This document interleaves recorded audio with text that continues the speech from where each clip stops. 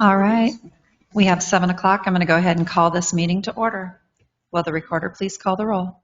Counselor Dreer, Present. Counselor Urban, Here. Youth Representative, Counselor Fleck, Here. Counselor Meriday. I can see him.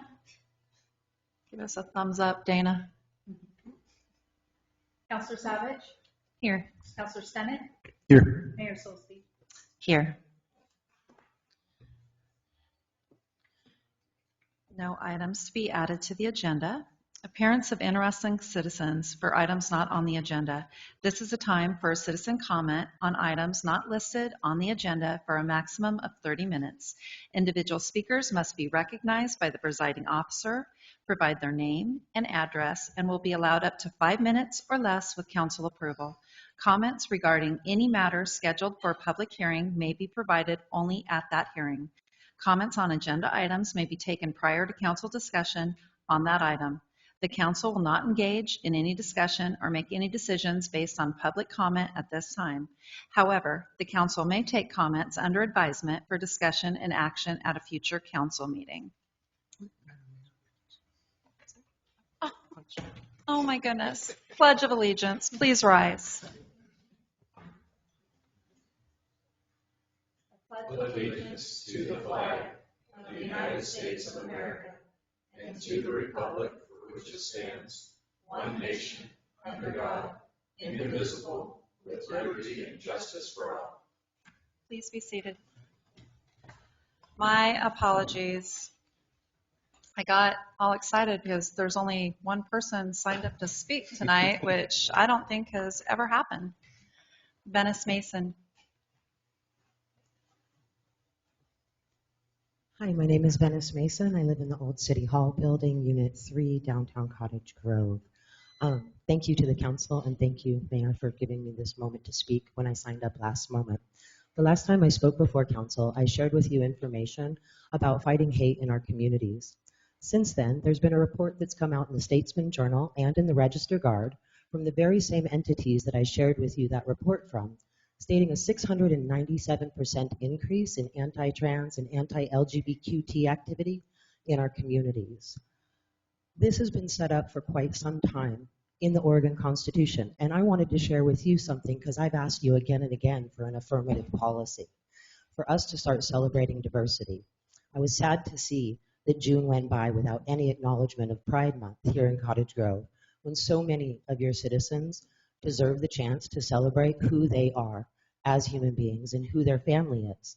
I would like to see that really be considered before next June when Pride Month comes and goes with no acknowledgement by this city again.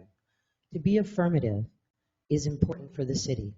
What I've learned, since I've asked you again and again, why can't we criminalize the hate speech that happens in this very chamber, was to learn about how Oregon has codified hate speech as protected, how we have some of the strongest protections in the nation. And while it's not criminal, it is considered a bias incident. And a bias incident needs to be reported, and that can be reported through the Department of Justice, and I provided you with the information to do so. So when these things come to your attention in your community, I would highly and strongly suggest you do that, because they also have resources available that I was unaware of. $1,000 per victim of bias incident to repair your car when your windows get smashed, to repair things that happen, to pay your medical bills, or perhaps even to relocate because you're so afraid. I think it's important to understand that communities, including civic centers like community centers and like libraries, do have the ability to make affirmative policy. And in fact, what you did by banning some people for 90 days and myself for 3 days was an example of just that, a civic consequence for what was considered a non-criminal action because it was protected as hate speech. So we are going to take advantage of that ground and the space that we have in our community center that you have given us this summer, free from people who would do violence and hate mongering. And this Thursday from 6 to 8 p.m., our Cottage Grove, which stands for Organized, United, and Responsible, will be meeting in the lobby of the library to discuss creating a phone tree for the Department of Justice and to discuss the ways that we can implement the toolkit that they've given to communities all across Oregon who are experiencing an incredible rise of hate crimes in our cities. As I'm speaking to you, I shake. And the reason I shake is because this is my kids, because this is the violence that I've experienced, because this is what has happened in our community, is it's a place where folks know don't go into Walmart unattended, where people of color and people who are gay and trans sometimes send somebody else in because they don't want to deal with it today. That's not the Cottage Grove we represent. We have a major community event coming up. I would like the City Council to look very carefully at creating an affirmative statement and an affirmative environment. We're not in this alone. Oregon has codified hate speech as something that is protected. But as municipalities, as civic organizations, as individuals who own businesses, through affirmative policy, we can have other than criminal consequences when people continue to beat the drum of hate, despite evidence to the contrary. I will say I'm very grateful that Mr. Parsons has stepped out of South Lane School District. But I would also ask you to keep your eyes on what's happening in our schools, because these are very real people, these are very real children, and the risk of the hate that people are facing in this community is deadly to some of them. I appreciate your time. I look forward and invite each one of you to attend. Between 6 and 8 p.m. in the library lobby, we will be discussing creating a phone tree and responsible ways to implement the Department of Justice's request that small communities across Oregon help us combat the rise in hate that is choking our cities out of existence. Thank you. All right. Number 5, item A, public hearing for ordinance amending the Cottage Grove Comprehensive Plan Land Use Diagram Map, Title 14 Land Use District Map for 79030 Thornton Lane. Staff report by Ms. Allison Crowe. Good evening, Mayor, Council. The city recently partitioned the residence located at 79030 Thornton Lane from the Middlefield Golf Course. At this time, it is appropriate to hold a public hearing regarding the proposed comprehensive plan amendment and zone change from the Parks and Open Space designation and Parks and Recreation zoning to low-density residential designation and single-family residential zoning. Staff is recommending that the public hearing be held. I'll now open the public hearing.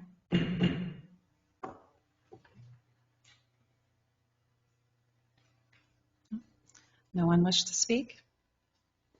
Okay. Public hearing is closed.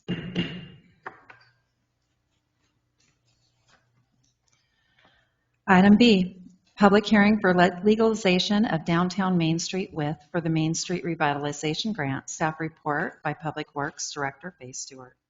Good evening, Mayor and Council.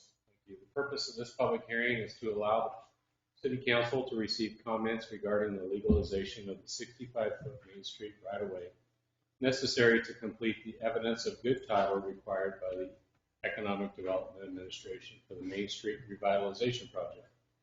The Economic Development Administration approved the Main Street Revitalization Project on August 22nd, 2022. The EDA funding conditions require the city engineer of record, the city's legal counsel, and the city manager to complete an evidence of good title supporting the city ownership of the 65-foot wide Main Street right-of-way. On June 12, 2023, the council initiated the city road legalization proceedings pursuant to ORS 223.935. And on June 26, 2023, staff provided written notice to abutting property owners of tonight's hearing and published notice of tonight's hearing in the Chronicle on June 22, 2023. Attached for council's consideration is the completed city engineer report, including the survey showing the location of Main Street and the proposed order completing the council-initiated legalization procedures for Main Street right-of-way of 65 feet as required by Oregon Revised Statute 22.3.940 and 22.3.950. The staff recommendation that the City Council hold the public hearing. All right. Go ahead and open the public hearing. Anyone wish to speak? I see none. We'll go ahead and close the public hearing. Consent agenda. Second. We've got a motion with a second. All those in favor signify by saying aye. Aye. Aye. Aye. Aye. All right. Resolutions and ordinances. Item A, a resolution authorizing support for Transportation Growth Management Program. We have a staff report by Mr. Mongan. Good evening. Thank you, Mayor and Council. The Department of Land Conservation and Development, in partnership with the Oregon Department of Transportation, is currently accepting applications for the 2023 planning grant cycle. As a requirement of the application submission, the jurisdiction requesting funding must demonstrate that the proposed project is supported by the community. This can be achieved via a resolution of support adopted by Council. If awarded the grant, it will fund the proposed long-range planning project to look at Highway 99 from East Main Street south to South 4th Street and/or Harrison Avenue. This study will look at traffic flows, pedestrian safety, land use, and other factors that will support the success of this corridor for the next 30 years. Additionally, upon adoption, the plan becomes eligible for funding through ODOT to have the desired improvements such as street reconstruction, ADA facilities, traffic flow updates implemented as part of that funding. While the total value of the grant will not be known until a consultant has been selected, the typical grant award amounts vary from $125,000 to $250,000. If awarded, the city would need to make a 14% match. This can be made in the form of cash and/or in-kind contributions to direct costs, such as staff time, advertising, printing, etc. In the 23-24 adopted budget, there is a $10,000 line item that has been set aside as a potential match should we be successful. It is necessary at this time, City Council consider the adoption of the attached resolution to support the submittal for the TGM grant. Resolution number? 2108. Any discussion? Councilor Fleck. Madam Mayor, I move that the council adopt Resolution 2108. We have a motion with a second. Will the recorder please call the roll? Counselor Urban, Aye. Counselor Fleck, Aye. Counselor Merriday, Aye. Counselor Savage, Aye. Counselor Stennett, Aye.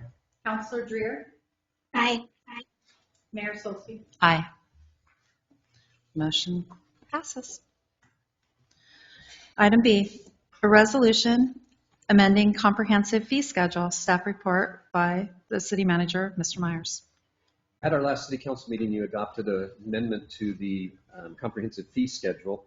And in that amendment, there was we discovered a Scrivener's error, just a little mistake, where 3 sentences were left off as we cut and pasted different portions of that various staff had put together. The 3 sentences involved the fees and some description and clarification of the fees for the armory.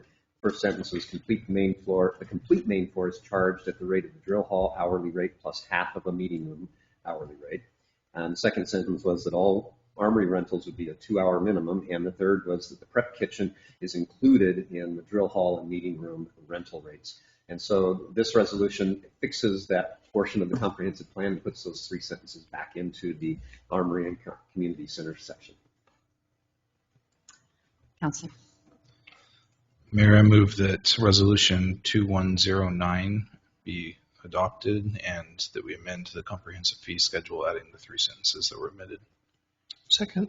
We have a motion with a second. Any discussion? No? Will the recorder please call the roll? Counselor Savage, Aye. Counselor Merriday, Aye. Counselor Dreer, Aye.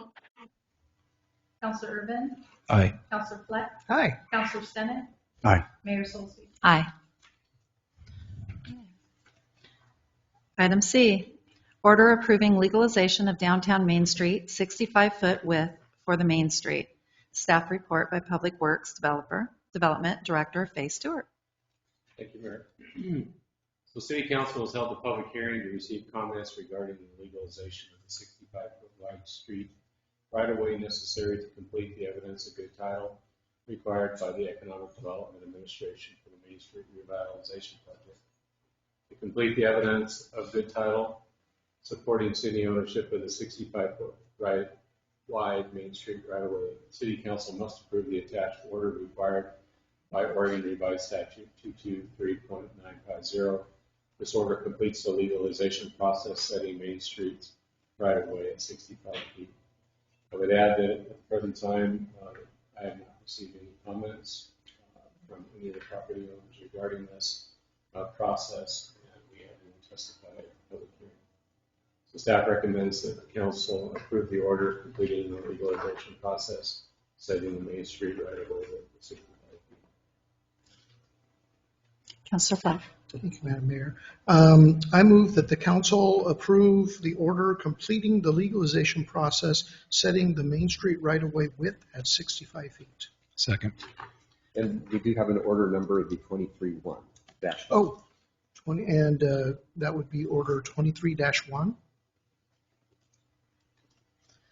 We have a motion with a second. Any discussion? Will the recorder please call the roll? Counselor Stennett? Aye. Counselor Merriday? Aye. Counselor Dreer? Aye.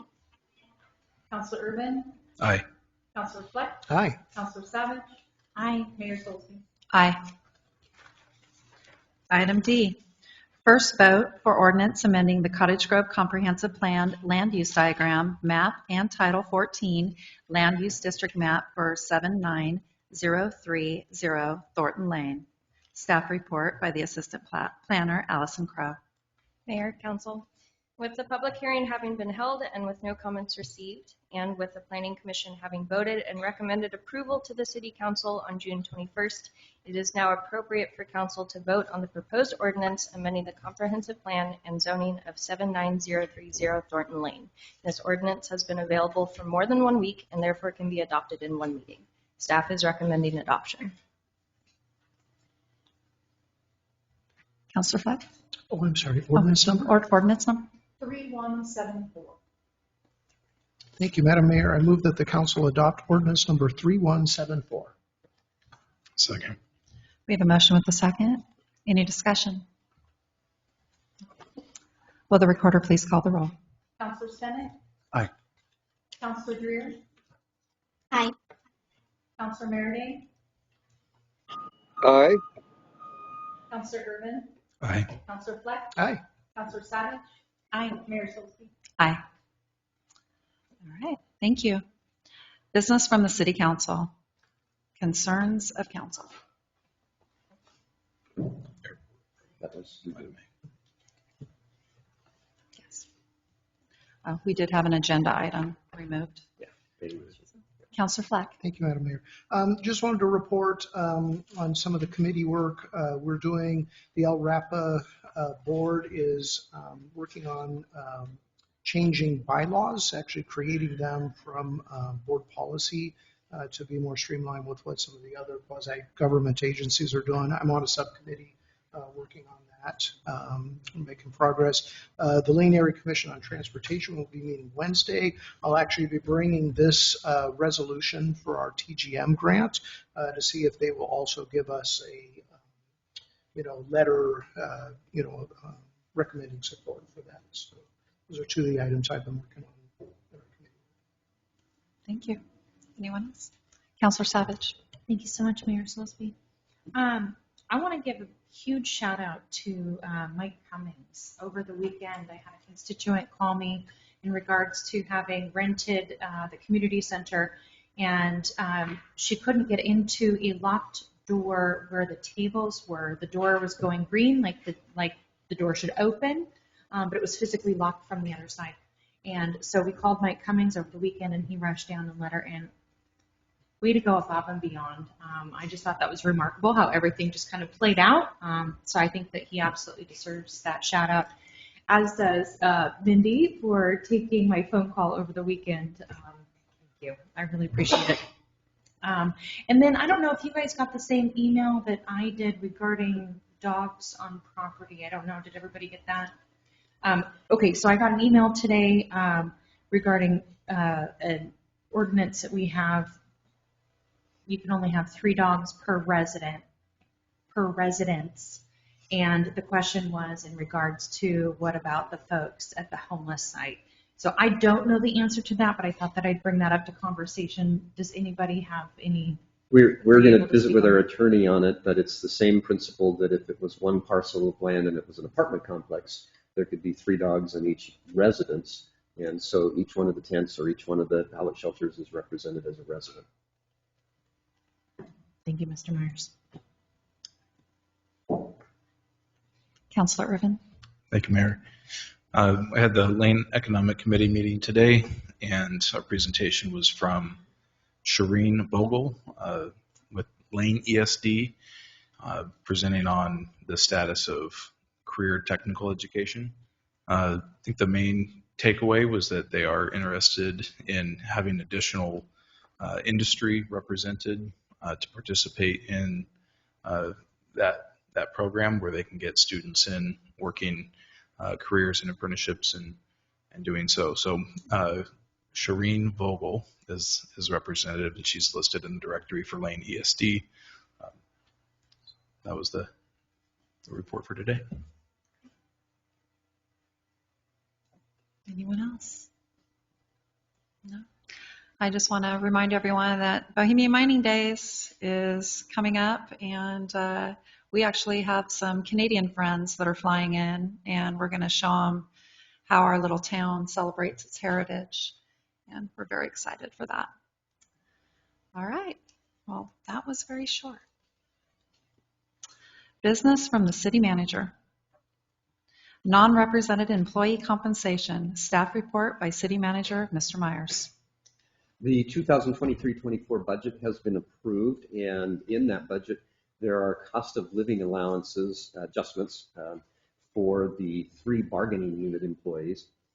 As a result of the CPI being at 8 or 8.5% under those collective bargaining agreements, those COLAs were limited to 5% for those bargaining units. The non-represented employees are not covered by a bargaining unit, but supervise and manage the various departments and those employees in the bargaining units. And so you have before you a total salary and range sheet for all of the positions of the city, with adjustments for the non-represented employees of 5% to stay consistent with the bargaining unit employees.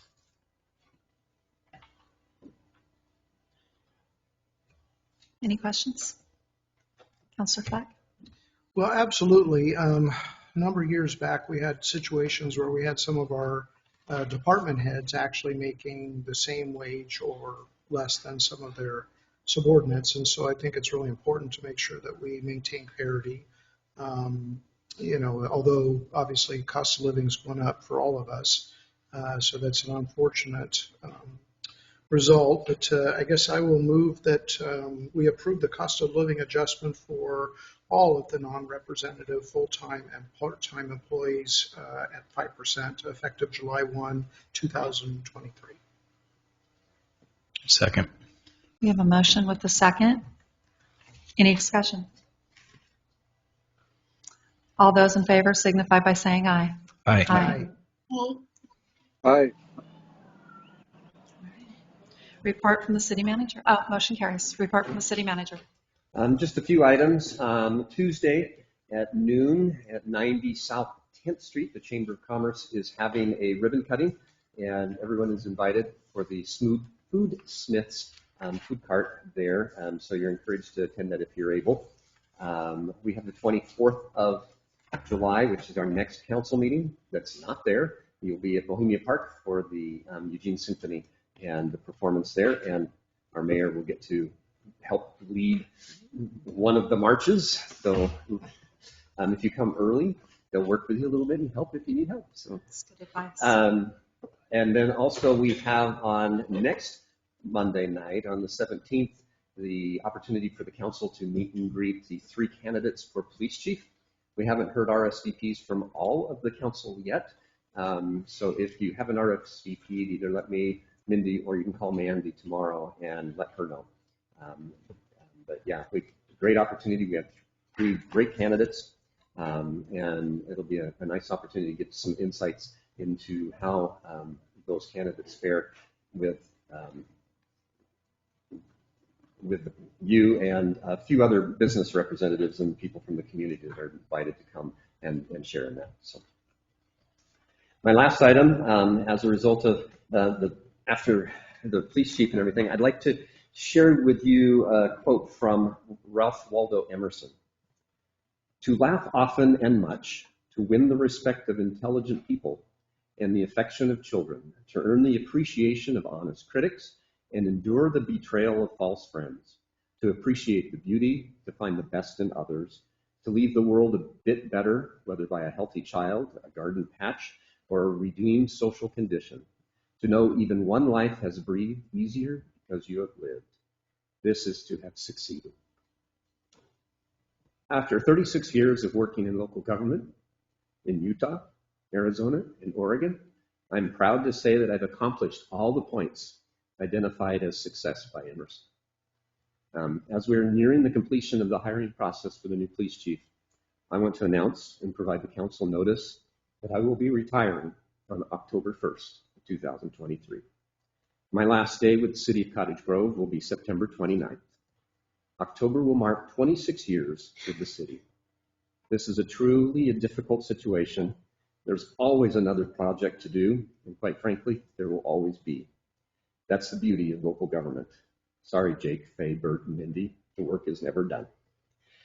I look back at all the projects that have been completed over the years, some great and innovative opportunities that have put Cottage Grove on track for success and set us as an example among other cities. I can honestly say I have served without fear or favor. I'm looking forward to retirement in the excitement of camping more, spending more time with my 10 grandchildren, and probably more still to come, and relaxing during snowstorms, not having to get up at 3 and go look for power lines that are down. I thank the city councils over the years for the honor it has been to serve this community.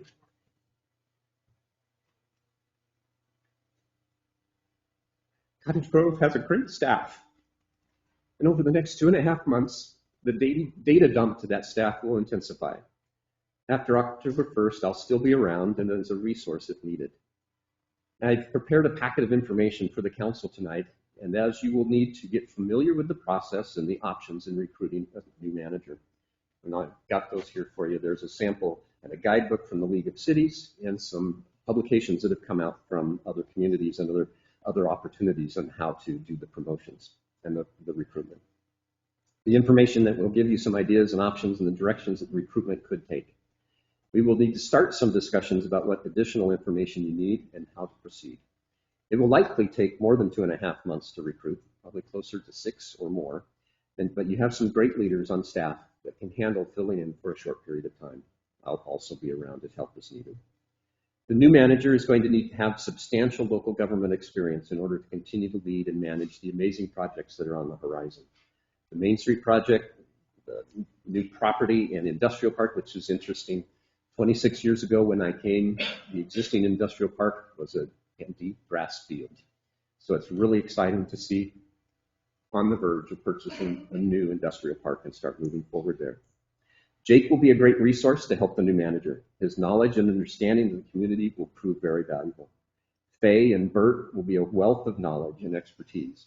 And Mindy, the city recorder, not a secretary or executive assistant, brings her organizational skills and her attention to detail and a fresh knowledge and ambition. The new police captain has already proved vital and will be an addition to it will be a great addition to the new chief that will put the team in place and make the city ready to move further ahead.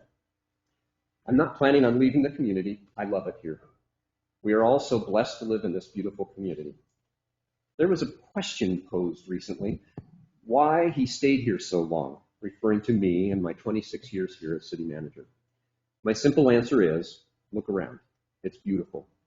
There are so many wonderful and beautiful people here that also love their community and love their neighbors and unselfishly serve others to make their life and other lives better. So many people here wave and say hello, how are you, and really mean that they want to know. Some may say I lack the ambition because I didn't move to a larger city. I say I found home, and I love it here.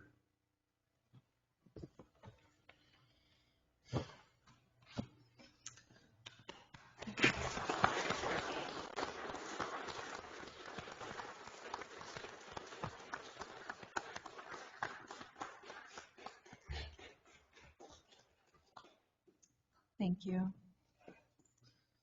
All right. Meeting adjourned.